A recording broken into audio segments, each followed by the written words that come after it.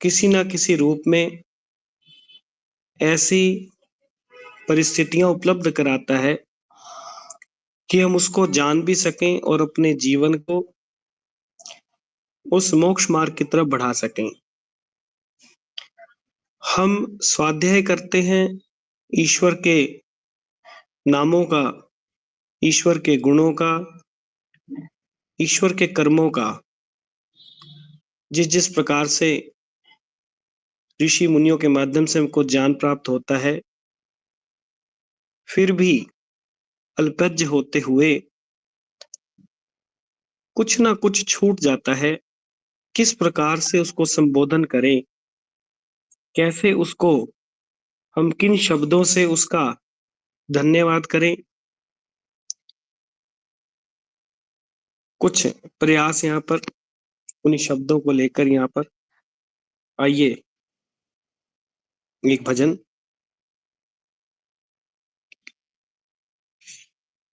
कौन कहे तेरी महिमा,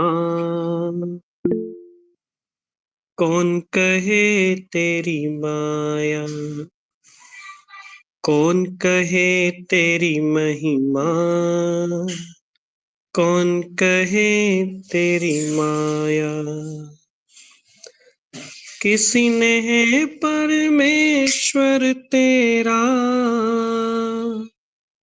किसी ने है परमेश्वर तेरा, अंत कहीं ना पाया। कौन कहे तेरी महिमा, कौन कहे तेरी माया, कौन कहे तेरी महिमा, कौन कहे तेरी माया। अज अमर अविनाशी कण कण में व्यापक है, अज अमर अविनाशी कण कण में व्यापक है। सबसे पहला उपदेशक और अध्यापक है, सबसे पहला उपदेशक और अध्यापक है। गुरुओं का भी गुरु है ईश्वर, गुरुओं का भी गुरु है ईश्वर, ऋषियों ने फरमाया। कौन कहे तेरी महिमा, कौन कहे तेरी माया, कौन कहे तेरी महिमा, कौन कहे तेरी माया। सारे सूरज चांद सितारे भी तुझ में है, सारे सूरज चांद सितारे भी तुझ में है। सभी समंदर सभी किनारे भी तुझ में है, सभी समंदर सभी किनारे भी तुझ में है। सृष्टि के अंदर बाहर तू, सृष्टि के अंदर बाहर तू एक समान समाया। कौन कहे तेरी महिमा, कौन कहे तेरी माया, कौन कहे तेरी महिमा, कौन कहे तेरी माया।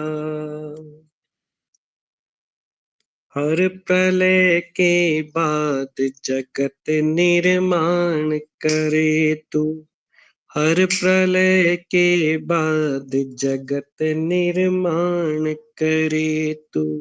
नियत समय पर इसका भी अवसान करे तू, नियत समय पर इसका भी अवसान करे तू। सदा तुझे अगणित कंठों ने, सदा तुझे अगणित कंठों ने झूम झूम कर गाया,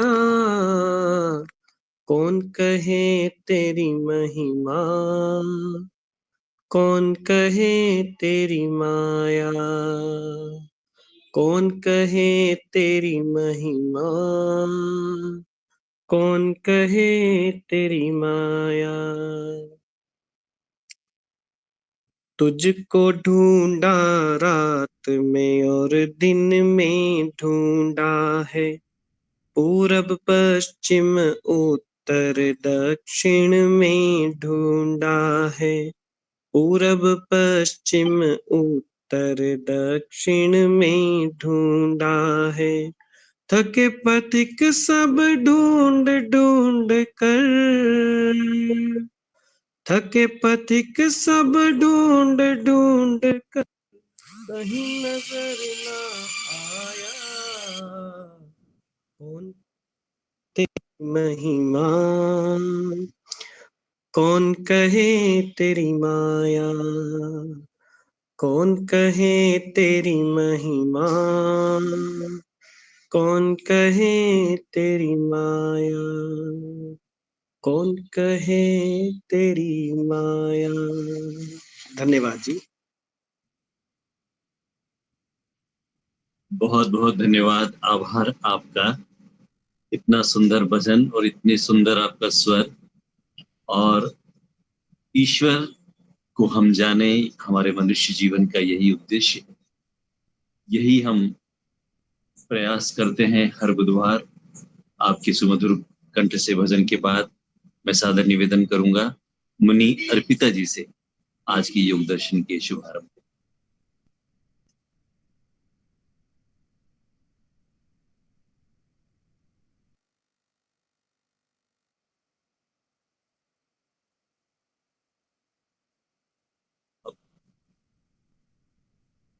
अब माइक माइक अनम्यूट करना है। आपका माइक बंद है मुनि जी, आपका माइक खोल लीजिए। ओम ओम। बड़े ही सुंदर कंठ से और बड़े ही सुंदर शब्दों में लिखने वाले ने लिखे हैं, गाने वाले ने गा दिया, लेकिन यदि हम उन शब्दों को हृदयंगम करें तो पता नहीं उनमें कितने कितने सूत्रों का भाव है, कितने कितने वेद मंत्रों का भाव है। तो आजकल ऋग्वेद आदि भाष्य भूमिका में हमारा विषय भी यही चल रहा है कि परमपिता परमात्मा ठीक समय पर हमें वेदों का ज्ञान देता है और ठीक समय पर ही फिर उसका अवसान भी करता है। आइए हम योग दर्शन के माध्यम से कुछ जानने का प्रयास करते हैं। कक्षा को प्रारंभ करते हैं। सभी परमपिता परमात्मा के मुख्य नाम ओम का उच्चारण करेंगे। ओम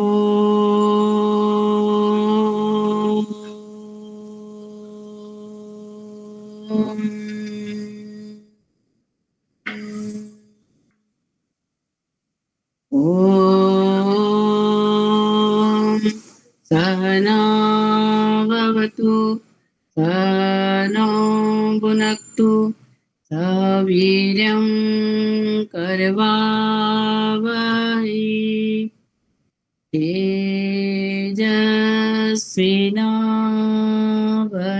तेजस्विनावधीतमस्तु मा विद्विषावहै।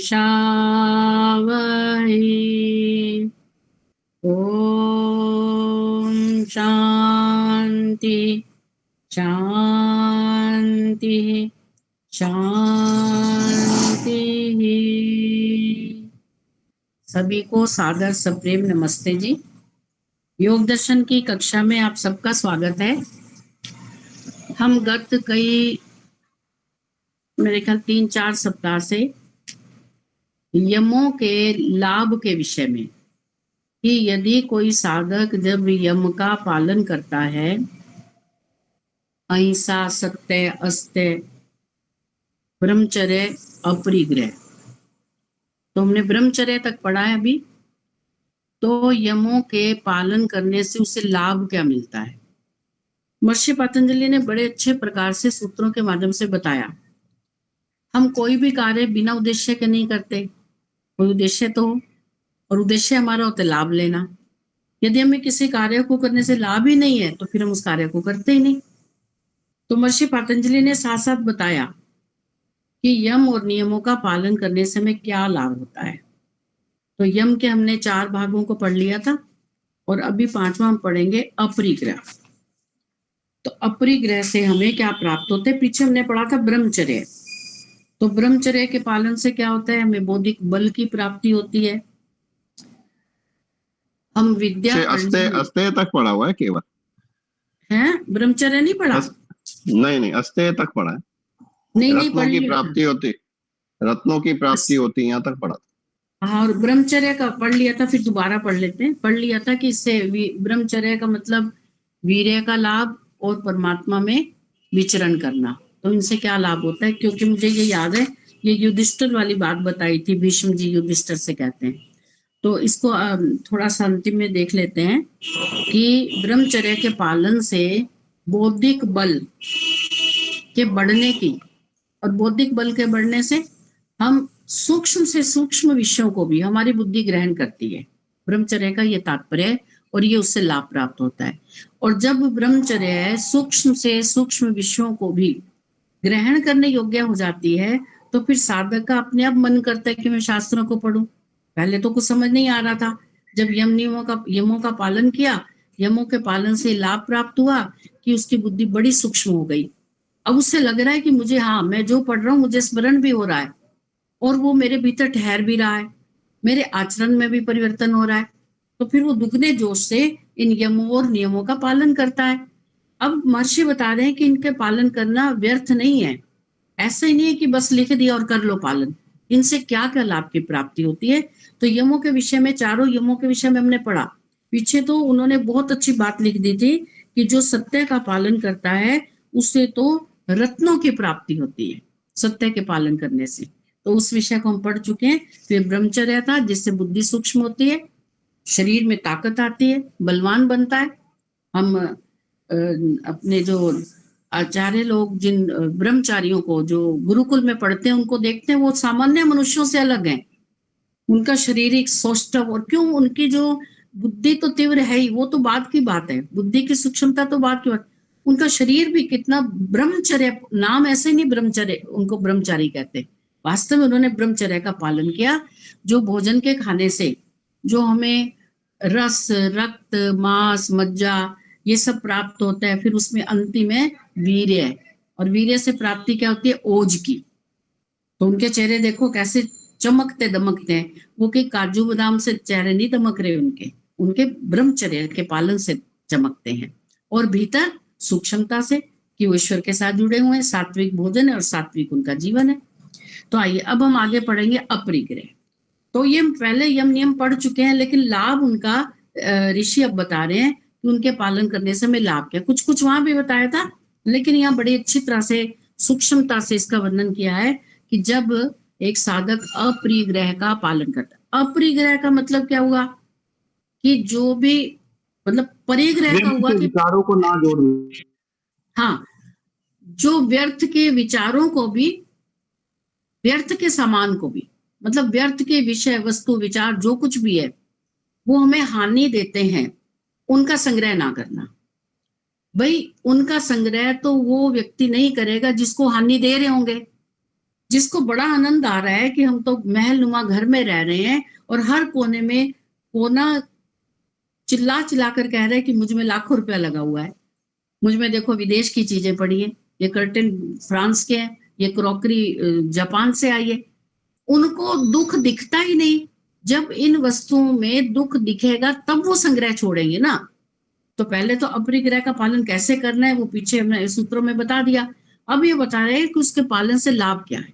अच्छा विचार करो कि हमारा घर, जो हम घर में 3-4 व्यक्ति रहते हैं और हमारा घर है कम से कम 10 कमरों का, सब कमरे भरे पड़े हैं सामान से, और प्रयोग केवल, चलो एक एक व्यक्ति का एक एक कमरा भी लगाओ तो 3 या 4 प्रयोग होने हैं, और बाकी सारे कमरे सामान से भरे पड़े हैं। वो केवल इसलिए भरे पड़े हैं कि हमारा स्टेटस ऐसा है, और हमारे जब सगे संबंधी आते हैं उनको दिखा पाए कि देखो हमारे पास कितना पैसा है। लेकिन उसका प्रयोजन नहीं, यूज नहीं कर रहे हम।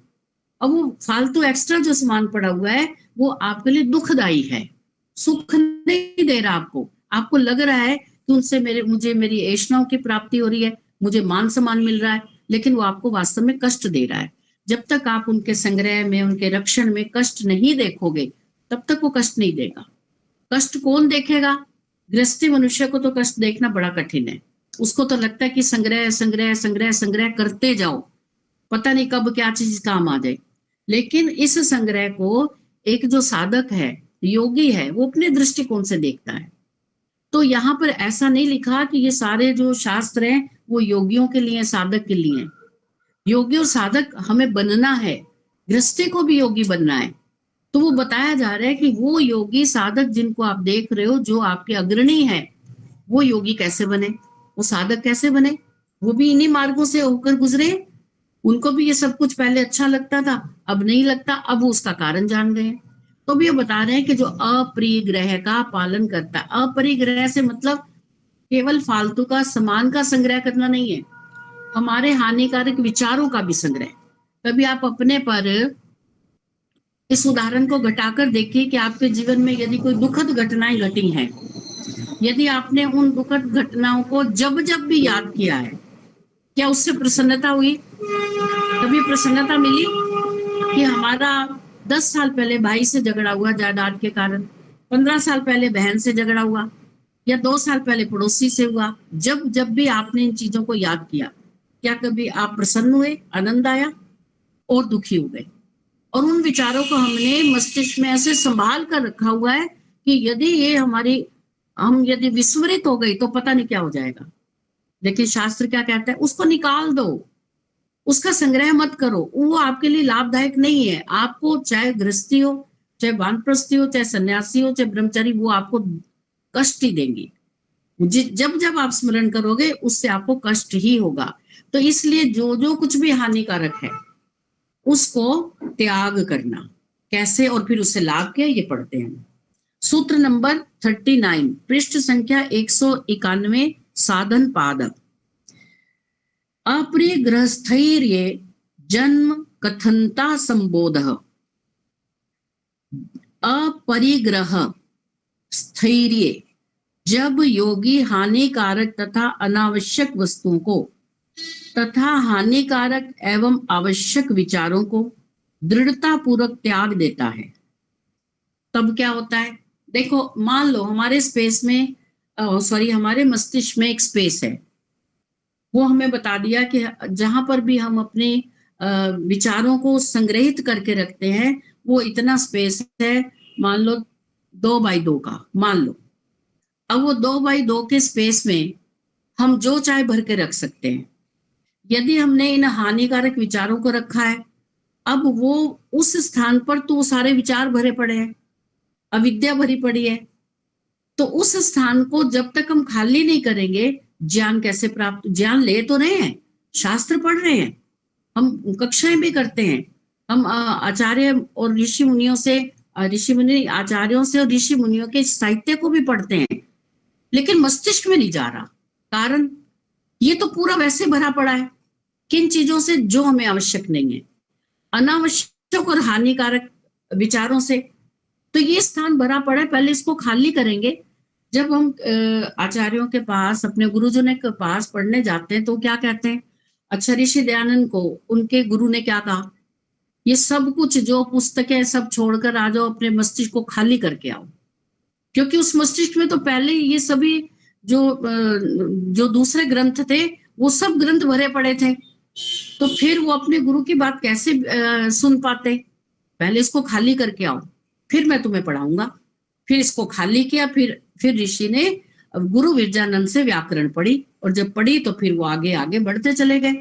तो हमें जो हानिकारक विषय है, हानिकारक वस्तुएं हैं, हानिकारक पदार्थ हैं, उन सब का जब तक हम त्याग नहीं करेंगे तब तक ये विद्या, ये ज्ञान हमारे भीतर ठहरेगा नहीं। पढ़ तो रहे, पूरा प्रयास कर रहे हैं, ठहरेगा नहीं। जैसे एक वैद्य अपने रोगी को दवाई देते हुए कहता है कि ये आपने दवाई खानी है और ये परहेज है। वो दवाई तो खा रहा है, परहेज नहीं कर रहा, तो ठीक कैसे होगा? तो ये बता रहे हैं कि परहेज करो इससे, इसका त्याग कर दो, छोड़ दो इसको। यदि नहीं छोड़ोगे तो वो जो विद्या रूपी ज्ञान है, कोई लाभ नहीं उसका, आपको लाभ देगा ही नहीं। अपनी तरफ से इतना प्रयास कर रहे हो, इतनी मेहनत कर रहे हो, लेकिन उसका कोई लाभ नहीं हो रहा। कारण यही है कि हमने जिन चीजों को संग्रह किया हुआ है वो हमें कष्ट दे रही है। तो क्या कहा कि जब हम अपने मस्तिष्क से इन अनावश्यक पदार्थों को, अनावश्यक विचारों को, हानिकारक विचारों को निकाल देते हैं, तब क्या होता है? तब वर्तमान जन्म में क्या कर रहा हूं, तब ऐसे विचार उठते हैं। तब हमने सांसारिक बातों को तो निकाल दिया, कलह क्लेश को निकाल दिया, जो जीवन में भूतकाल में हुआ था वो सब निकाल दिया। अब हमारा मस्तिष्क खाली है। अब हम शास्त्रों को पढ़ रहे हैं, उन शास्त्रों से ज्ञान प्राप्त कर रहे हैं, मस्तिष्क में वो ठहर रहा है, और फिर नवीन नवीन विचारधारा निकलती है कि मेरे मनुष्य जन्म का तात्पर्य क्या है, मैं किस लिए आया। अब यदि संग्रह करने आया था वो तो शास्त्रों ने हटा दिया।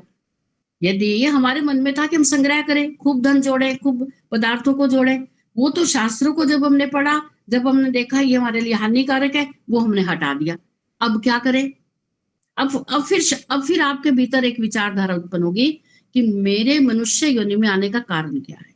मैं मनुष्य बना हूं, मेरे पिछले कर्मों के अनुसार ईश्वर ने मुझे मनुष्य योनि में मुझे जन्म दिया, ऐसी परिस्थितियां पैदा की।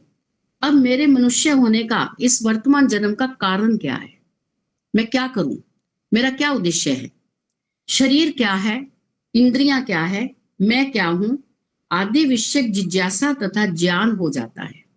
फिर ये जो शास्त्रीय प्रश्न है फिर वो उठते हैं। जब मैं संसार से विरक्त हो गया धीरे धीरे, अब मैं आध्यात्मिकता की तरफ बढ़ रहा हूं, तो आध्यात्मिक प्रश्न क्या है? सबसे पहले ये प्रश्न है कि मैं हूं कौन, मैं क्यों आया हूं, और यदि ये पता लगता है कि मैं इसलिए आया हूं तो क्या मैं कर रहा हूं। यदि शास्त्रों से, हमारे गुरुजनों से हमें पता चलता है कि आपका जन्म हुआ है और इसका उद्देश्य ये है, तो अब आप ये देखो अपने उद्देश्य की पूर्ति के लिए कर रहे हो कुछ। फिर हमारी मस्तिष्क, हमारी बुद्धि उस तरफ दौड़ती है कि बात बिल्कुल ठीक है, हमारा जन्म हुआ मनुष्य योनि में पिछले शुभ कर्मों के कारण। इस जन्म में हमने क्या किया? क्या शुभ कर्म किए? क्या शास्त्रों को पढ़ा? क्या अविद्या का त्याग किया? क्या उस तरफ बढ़े जिस तरफ हमें परमपिता परमात्मा संकेत कर रहा है? यदि नहीं बढ़े तो बढ़ो, जल्दी करो, ये जीवन का कोई पता नहीं कब समाप्त हो जाए। यदि हमने अभी तक अपने शास्त्रों को खोलकर नहीं देखा, आचरण में सुधार नहीं हुआ, तो फिर हमारे पास ज्यादा समय नहीं है, पता नहीं कब क्या हो जाए, अब इस तरफ बढ़ो। ठीक है, तो हमें शास्त्र ये बताते हैं इंद्रियां क्या है, मैं क्या हूं, आदि विषय जिज्ञासा तथा ज्ञान हो जाता है। इसी प्रकार भूत तथा भावी जन्म से संबंधित जिज्ञासा तथा सामान्य अनुमानिक ज्ञान हो जाता है। अब देखो, एक तो ये प्रश्न हमारे भीतर उठते हैं और फिर उनका उत्तर भी मिलता है, और एक वो कह रहे हैं कि भूत तथा भावी जन्म, जो पीछे हमारा जन्म बीत चुका है और जो जन्म होने वाला है, उससे संबंधित जिज्ञासा तथा सामान्य अनुमानित ज्ञान। दो बातें बताई कि ये भी हमारे भीतर जिज्ञासा उठती है कि हमारा पिछला जन्म कैसा था, हम किस जन्म से या इस मनुष्य योनि में आए। ऐसा होता है ना, जब हम कर्मफल व्यवस्था पढ़ते हैं, जब हमने ये चैप्टर पढ़ा, हमें पता लगा कि पिछले शुभ कर्मों के फलस्वरूप हमें मनुष्य योनि मिली। फिर हमने उस चैप्टर को 10 बार पढ़ा कि कौन से कर्म किए थे कि मनुष्य योनि मिली। फिर हमें पता लगा कि ये शुभ कर्म होते हैं, इनको करने से मनुष्य योनि मिलती है, व्यक्ति मनुष्य योनि में आता है। फिर और जिज्ञासा उत्पन्न हो गई, अच्छा इस बार मनुष्य योनि में आ गए तो क्या हमारा भविष्य भी ऐसा है, क्या अगली बार भी हम मनुष्य योनि में जाएंगे? फिर शास्त्रों को और पढ़ा, तो बस वही बात बता रहे हैं कि जब हम आलतू फालतू की बातें मस्तिष्क से निकाल देंगे तब इसमें बड़े सुंदर विचार आएंगे। शास्त्र जो जो कहेंगे फिर हम उसके आधार पर अपने जीवन को बिताएंगे। तो कह रहे हैं कि जब हम अपरिग्रह का पालन करते हैं तो फिर हमारा जो पिछला जन्म है और जो आने वाला जन्म है उसके विषय में भी हम विचार करते हैं, तो कुछ हमें भान भी होता है। कैसे? ऐसा नहीं है कि जोशी बन जाते हैं, हमें तो पता है पिछला जन्म हमारा कौन सा था। कैसे पता लगता है? शास्त्री बताते हैं कि हमने पीछे बड़े शुभ कर्म किए। तो ये बताओ, शुभ कर्म किस योनि में किए जा सकते हैं? कुत्ता, बिल्ली, गधा, मोर, बकरी बनके किए जा सकते हैं क्या? नहीं, मनुष्य योनि में ही तो किए जा सकते हैं। तो इसका मतलब हम पीछे भी मनुष्य थे, हमने मनुष्य योनि में बहुत अच्छे कर्म किए, और उन अच्छे कर्मों का फल ये हुआ कि ईश्वर ने फिर हमें दोबारा मनुष्य योनि दी। तो हमें पिछले जन्म पता लग गया ना, अब अगला जन्म भी पता लगेगा। एक आचार्य जी थे, अब वो नहीं रहे, तो वो बिल्कुल धड़ल्ले के साथ कहते थे, मैं अगली बार भी मनुष्य बनूंगा, मैं इन वेदों को फिर पढ़ूंगा, शास्त्रों को पढ़ूंगा। तुमने कहा आप बड़ा अपने एकदम कॉन्फिडेंस से कह रहे हैं, ऐसा कैसे? कहने लगे मैंने अपना ये जीवन बहुत अच्छा व्यतीत किया है। मैंने बचपन से ही ये परमात्मा की प्राप्ति के लिए वैदिक शास्त्रों को पढ़ा है, माता पिता की आज्ञा का पालन किया, खूब सेवा की, परोपकार किया, दान दक्षिणा दी। तो मैंने अपने जीवन में वो लगभग कार्य किए जो ईश्वर की आज्ञा है। तो जब हम ईश्वर की आज्ञा का पालन करेंगे तो फिर हमें क्या मनुष्य योनि नहीं मिलेगी? तो देखो ऐसे वो जान गए कि मेरा भविष्य, मेरा आने वाला समय, अगला जन्म भी मनुष्य का हो सकता। चलो वो कह रहे हैं मिलेगा या नहीं मिलेगा, लेकिन उनका आधार क्या है? ज्ञान, विद्या। तो ये विद्या और ज्ञान कैसे प्राप्त हुआ? शास्त्रों से हुआ। कैसे उन्हें पता चला कि इन कर्मों के करने से मनुष्य योनि प्राप्त होती है, मैंने यही कर्म किए तो आगे भी मुझे मनुष्य योनि प्राप्त हो। ठीक है ना? चलिए अब सूत्रार्थ क्या कहता है कि अपरिग्रह की स्थिरता होने पर, ये नहीं कि अभी थोड़ा थोड़ा सुना, शास्त्र सुने तो हमने घर की 2-4 चीजें उठा के दान कर दी, चलो जी हम तो अपरिग्रह का पालन कर रहे हैं, ऐसा नहीं। स्थिरता, भाई 2-4 चीजें दे दी और 10-15 ले आए, जो अनावश्यक है, जो हमारे लिए आवश्यक नहीं है उसका संग्रह करके रख लिया, ऐसा नहीं। तो कह रहे हैं कि अपरिग्रह की स्थिरता होने पर, है ना, जो बात हमें समझ आ गई उसका फिर हमेशा ही पालन करना है। फिर उसमें आपको झिझकना नहीं, उसमें आपको मन में ये भय नहीं होना चाहिए या ये नहीं अनुभव होना चाहिए कि मेरे पास कोई आएगा तो वो क्या कहेगा कोई, क्या आपके पास ये भी नहीं है? ये आपने क्या, आप समर्थ हो फिर भी आपके पास ये सामान नहीं है, इस बात का आप बिल्कुल अनुभव नहीं करेंगे, महसूस नहीं करेंगे। क्यों? आपको इस चीज में आपको सफलता मिल रही है कि जितना कम सामान होगा, जितना कम मन मस्तिष्क में विचार होंगे, उतना ही मैं ईश्वर की तरफ बढ़ पाऊंगा।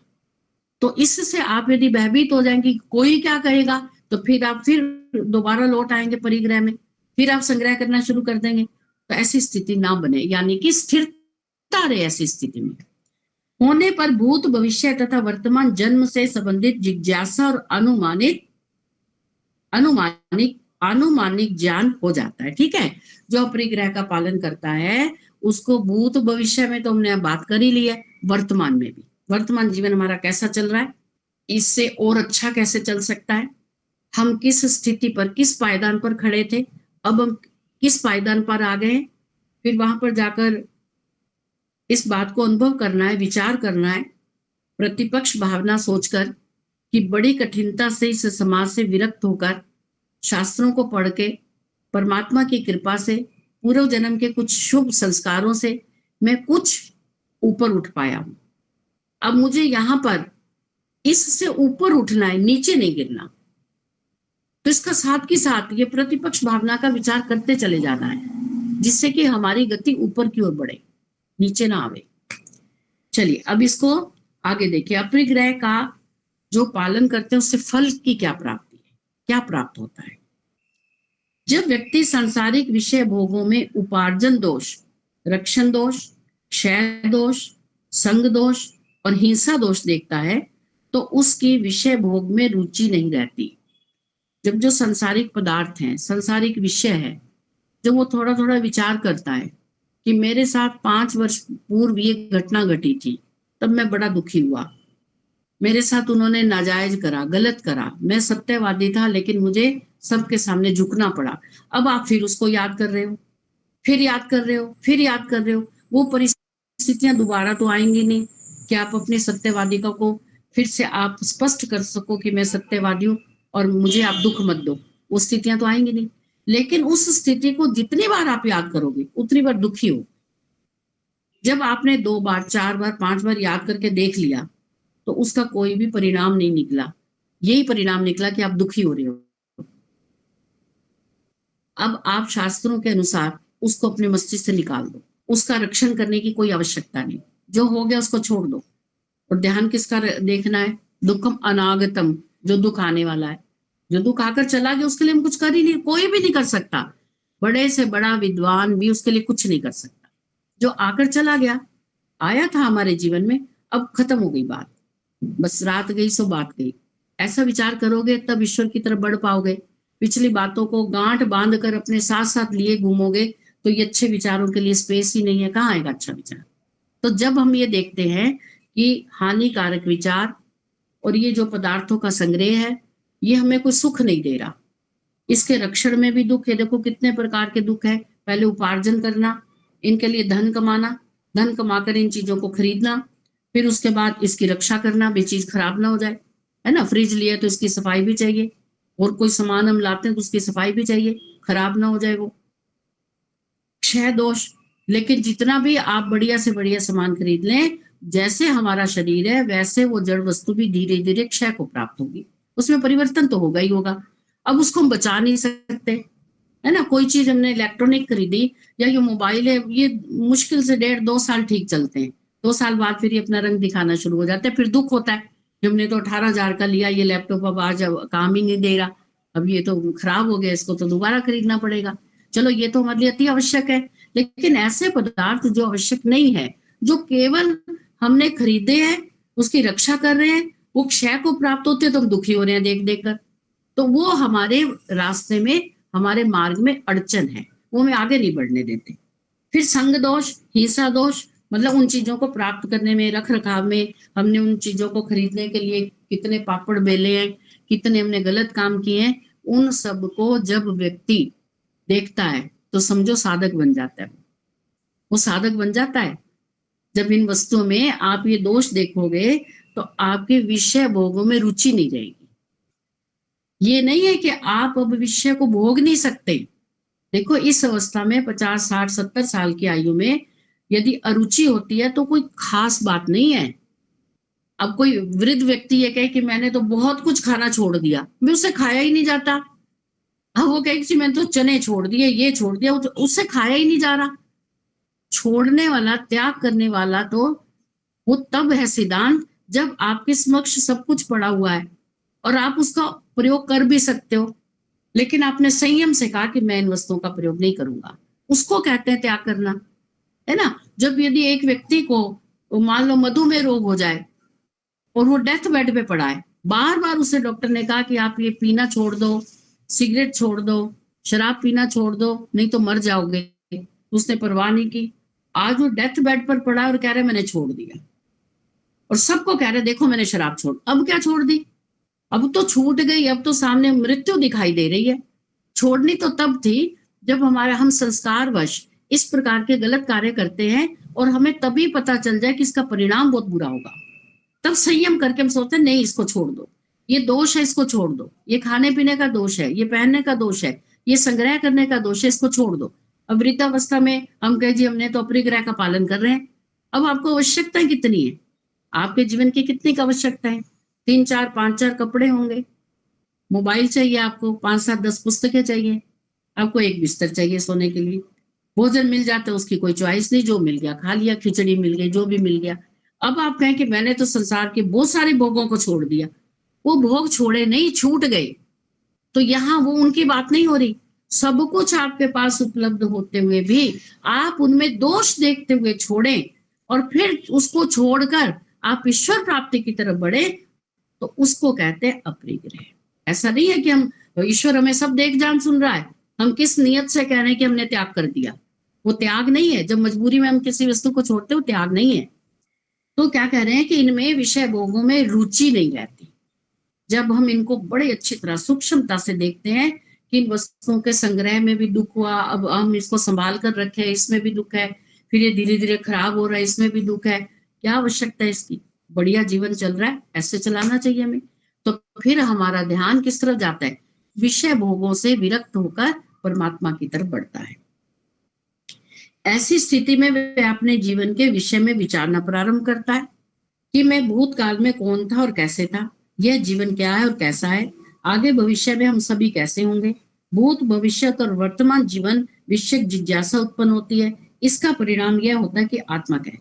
अब देखो क्या जिज्ञासा उत्पन्न होती है, अब आपके पास ना तो वस्तुओं को खरीदने के लिए आपका विचार बनता है कि मैं नई नई वस्तुओं को खरीदूं, आपका समय बचा, उनके रक्षा करने का समय बचा, साफ सफाई का समय बचा, और आप देख रहे हैं कि आपके घर में जो सामान पूरा भरा पड़ा था, अब वो आपको जैसे घर में सामान कम होने से घर में आपको स्पेस दिखाई दे रहा है, वैसे मस्तिष्क में भी दिखाई देता है। जब आप दूसरों के प्रति राग द्वेष को छोड़ देते हैं, जब पुरानी घटनाओं को, दुखद घटनाओं को याद करना छोड़ देते हैं, तो फिर आपके मस्तिष्क भी खाली हो जाता है। अब हम परमात्मा की तरफ बढ़ेंगे। अब परमात्मा की तरफ बढ़ने से और क्या होता है, फिर हम इसी प्रकार के प्रश्नों का चिंतन करते हैं जो हमारे भीतर उठते हैं कि अब हमने संसार से तो विरक्त हो गए, अब क्या करें, अब ये जीवन है क्या, आत्मा क्या है, क्या आत्मा और परमात्मा एक ही है? यही सुना जाता है कि आत्मा, जो आत्मा सो परमात्मा, क्या ये दोनों एक है? आत्मा जड़ है या चेतन है? ये शरीर जड़ है या चेतन है? ये इंद्रियां क्या है? ये कैसे आंख देख रही है? ये कैसे शब्द बन रहे हैं? फिर हम इस पर विचार करते हैं, जो वास्तव में हमारे जीवन का लक्ष्य है। इसका परिणाम यह होता है कि आत्मा क्या है, शरीर क्या है, इंद्रियां क्या है, भूत भविष्य वर्तमान काल में इन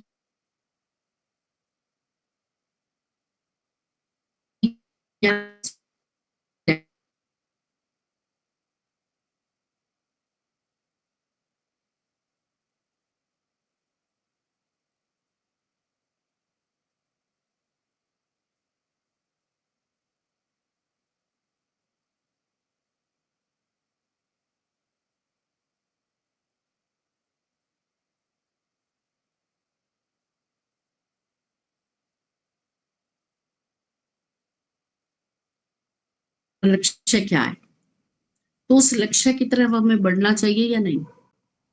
एक बच्चे ने अपना एक लक्ष्य बनाया, मुझे डॉक्टर बनना है, ठीक है।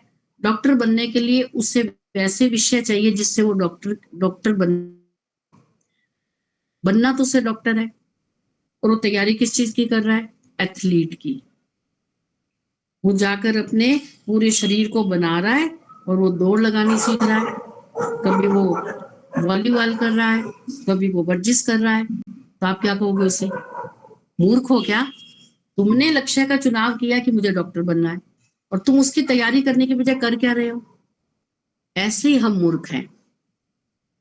या तो लक्ष्य निर्धारित मत करो, इस तरफ मत आओ। संसार में खूब आनंद है, खूब मौज मस्ती है, खूब धन है, ऐश्वर्य है, खूब आनंद लो। कोई जबरदस्ती नहीं कि इस मार्ग पर आओ। लेकिन यदि आपने अपने जीवन का लक्ष्य बना लिया, चुनाव आपका था, आपकी स्वतंत्रता थी, आपने कहा कि हम शास्त्र पढ़ेंगे और जो शास्त्र कहेंगे उस पर हम चलेंगे, हम उपासना करेंगे, हमें बड़ा आनंद आता है, हम परमात्मा के गुणों का गान करेंगे, हमें बड़ा अच्छा लगता है, फिर वो धीरे धीरे गुण हम में भी आएंगे। हम शुभ कर्म करेंगे, यज्ञ करेंगे, संध्या करेंगे, हम निष्काम कर्म करेंगे। ये सब रास्ता किधर जाता है? मोक्ष की ओर। लेकिन ये सब कुछ करने की बजाय यदि कोई व्यक्ति ये कहे कि मैंने तो आज खाना बनाना सीखा, कमाल हो गई, ऐसे लच्छेदार परांठे बनाए कि मैं सबको बनाना बताऊंगी। एक हमारी बहन जी है, उनका जीवन आर्य समाजी है, वो हवन करना, हवन वगैरह सब करते हैं। उस दिन मैंने फेसबुक पर देखा कि वो भिंडी बनाना सिखा रही हैं। शिमला मिर्च की सब्जी कैसे बनाई जाती है वो डालकर उस पे, और कह रही है मुझे लाइक करो, ये करो, वो करो। बड़ा मुझे अफसोस हुआ। वो मेरे से 10 साल बड़ी होंगी और पूरी वीडियो बनाई है। और मैंने नीचे लिखना चाहा कि बहन जी, आपकी अवस्था ये कार्य करने की है, आप संसार को भिंडी बनाना सिखाओगे? आपका उद्देश्य क्या है? बस हम उस बहाव में बह रहे हैं कि लोग रील बना रहे हैं, लोग कुछ सब्सक्राइब हो जाता है तो कुछ पैसा आना शुरू हो जाएगा, चलो हम इस तरफ चल। और उन्हें कोई कमी नहीं, वो इतनी संपन्न है, उनसे आज भी दान लेने जाओ तो खुले दिल से दान देती। वो भिंडी किसको बनाना सिखा रहे हो आप? ये कौन से शास्त्र में लिखा हुआ है? 70 साल आपकी आयु है, पता नहीं अब कितना जीना है कितना नहीं। शास्त्रों को पढ़ लो। यदि उन्हें कहा, वो 10 बार कक्षा में जुड़ी, 10 बार चली गई, तो मैंने कहा बहन जी आप आते नहीं? कहते बस टाइम ही नहीं मिलता। मैंने देखा वो भिंडी वाला, उन्होंने कम से कम 15 मिनट 20 मिनट में भिंडी बनानी सिखाई। 20 मिनट तुम शास्त्र पढ़ लो, जो वास्तव में तुम्हारा कर्तव्य है। तो हम खुद सोचे इस बात पर कि हमने लक्ष्य तो इतना ऊंचा निर्धारित कर लिया है, और चल किधर रहे? इधर इधर परमात्मा इस तरह पीठ करके खड़े होकर कह रहे हैं ओम आनंदम, ओम आनंदम। आनंद आएगा क्या? और कैसे आएगा आनंद? ईश्वर जिधर है उधर तो मुंह करना पड़ेगा। अर्थात कहने का तात्पर्य ये नहीं कि ईश्वर वही है, ईश्वर की तरफ मुंह करो, ऐसा नहीं, ईश्वर तो सब जगह है। कहने का तात्पर्य है कि जो हमारे शास्त्रों ने हमें शुभ कर्म करने के लिए कहे हैं कि इनको करके आप इस तरफ बढ़ सकते हो, उनको छोड़कर हम बड़ी मुश्किल से हमने संसार से थोड़ी सी विरक्ति पाई थी, फिर हम उन्हीं कार्यों को करने लग जाए, तो फिर ये हमारे लक्ष्य का कोई औचित्य नहीं, फिर लक्ष्य निर्धारित नहीं करना चाहिए। आगे क्या कहा कि फिर हमें ये विचार करना है कि मैं दुखों से कैसे छूट सकता हूं इत्यादि विषयों पर फिर आप चिंतन करेंगे, और ये चिंतन अपने आप आपके अंदर आएगा। आपका भोजन सात्विक होगा, आपका उठना बैठना खाना बातचीत करना बोलना सब ईश्वर की आज्ञा के अनुसार करोगे, तो फिर आपके भीतर भी यही चिंतन उठेगा कि मैं दुखों से कैसे निवृत्ति प्राप्त करूं, जन्म जन्मांतर से मैं दुखों को सहन कर रहा हूं, इन दुखों की समाप्ति कैसे होगी, शास्त्र बताएगा। दुख नहीं चाहते, नहीं, दुख नहीं चाहते तो जन्म मत लो। फिर लगता है जन्म नहीं ले, ऐसे कैसे, ये तो संसार छूट जाएगा, फिर जन्म नहीं लेंगे तो। फिर अब शास्त्र पढ़ेंगे फिर आनंद आएगा, फिर वो बताएंगे भाई दो बातें नहीं हो सकती, इस किनारे खड़े हो आप और अब चाहते हो उस किनारे जाना, भाई ये किनारा तो छोड़ना पड़ेगा ना, ऐसे कैसे होगा, इस किनारे पर भी खड़े रहे, उस किनारे के भी आप आनंद लें, इस किनारे ये किनारा छूटेगा तब उस किनारे का आनंद आएगा। विषय भोगों में विविध दुख देखकर भोग मार्ग को छोड़कर योग मार्ग पर चलने लगता है। इस विषय में दो प्रकार की विचारधारा है।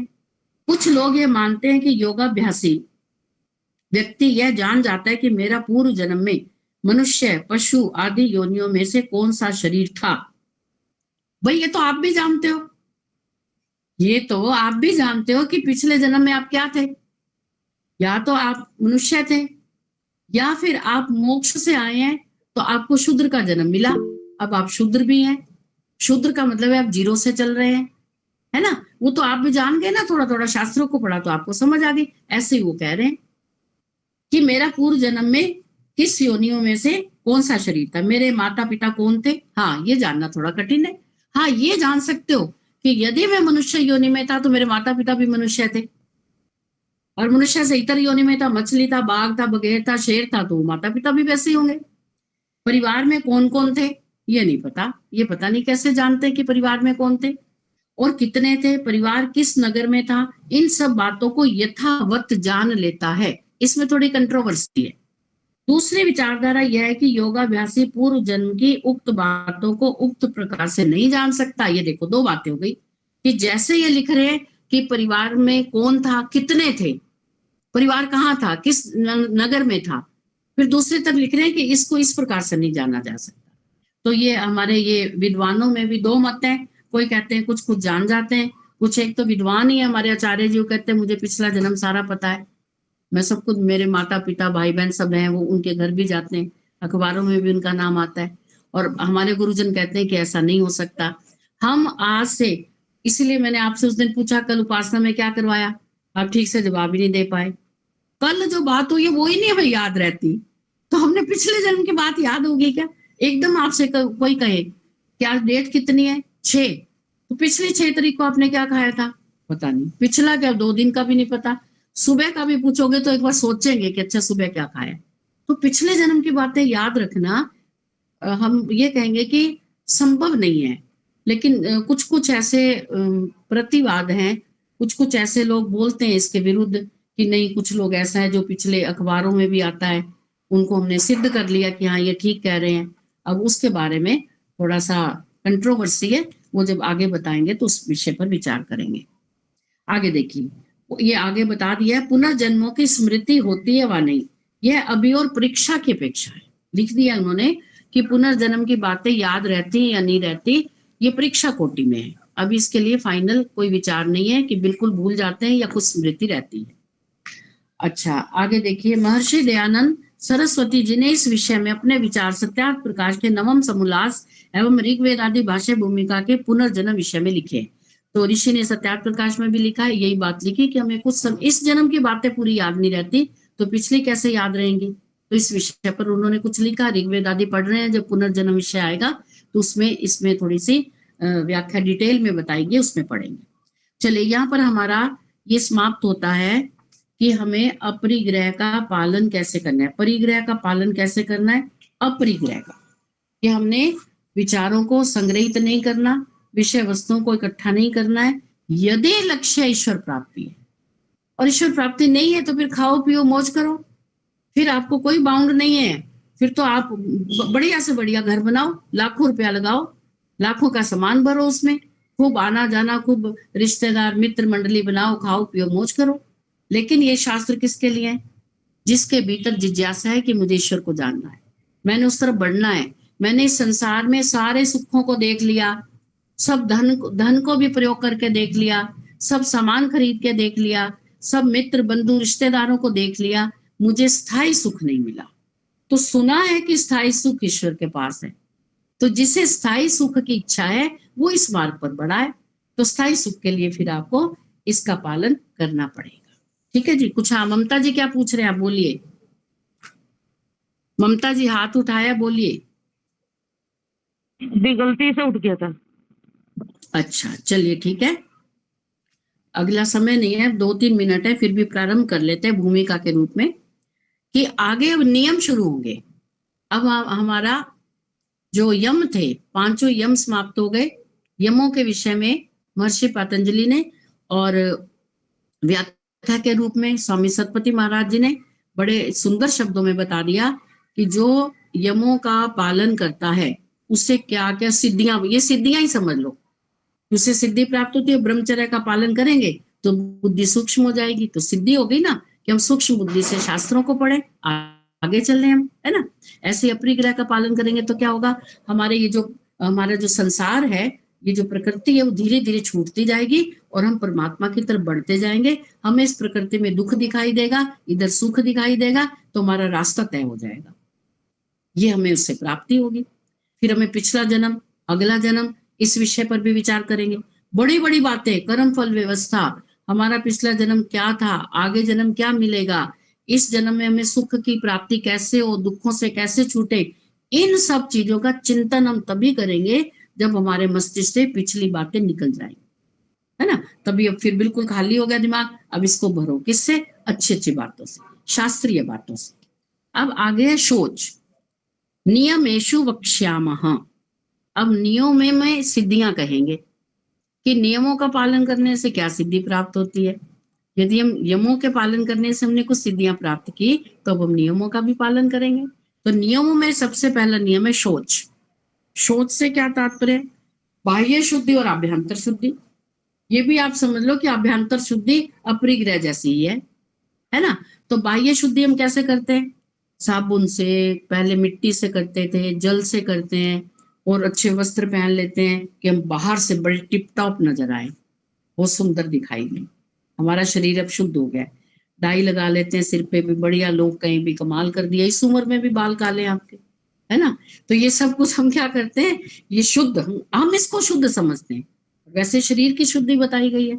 और आभ्यंतर शुद्धि कैसे है, शरीर की शुद्धि हम जो अपना मल वगैरह साफ करना है उसको भी इसी में लिया गया है।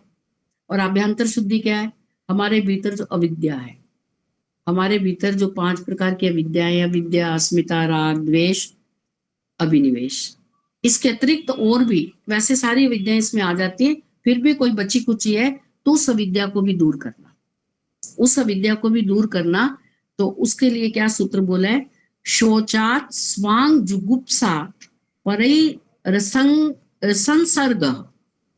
संसर्ग बाह्य तथा आंतरिक शुद्धि के हो जाने पर अपने अंगों से घृणा करता है, अनासक्त हो जाता है तथा अन्यों के शरीर से भी आसक्ति रहित हो जाता है। समय समाप्त हुआ। इसको अगली बार ईश्वर चाहेंगे तो फिर व्यवस्था ईश्वर की है, हम तो जैसे ईश्वर संकेत करता है वैसा कार्य करते हैं। तो आप इसको पढ़ के आइए। वैसे अगली बार मैं आपसे सुनूंगी, कठिन नहीं है, लेकिन इसको थोड़ा सा एक्सप्लेन करना, आप अपने अपनी तरफ से बताएंगे 5-5 मिनट, तो आप देखेंगे कि सोच की शुद्धि करने से हमें क्या लाभ होता है। इसको पढ़ के आएंगे आप, ठीक है जी। यही कक्षा का समय समाप्त हुआ, यही हम अपनी वाणी को विराम देते हैं, परमात्मा का धन्यवाद करते हैं। किसी प्रकार से शेष जीवन हमारा इन ग्रंथों को पढ़कर और इनकी आज्ञाओं को, इस विद्या को अपने जीवन में उतारने में व्यतीत हो, जिससे कि अगले जन्म में जाते हुए हम कुछ पूंजी अपने साथ ले जाएं। ओम शांति शांति शांति। परमपिता परमात्मा का धन्यवाद, आप सबका धन्यवाद, सबको सादर नमस्ते जी। नमस्ते। नमस्ते।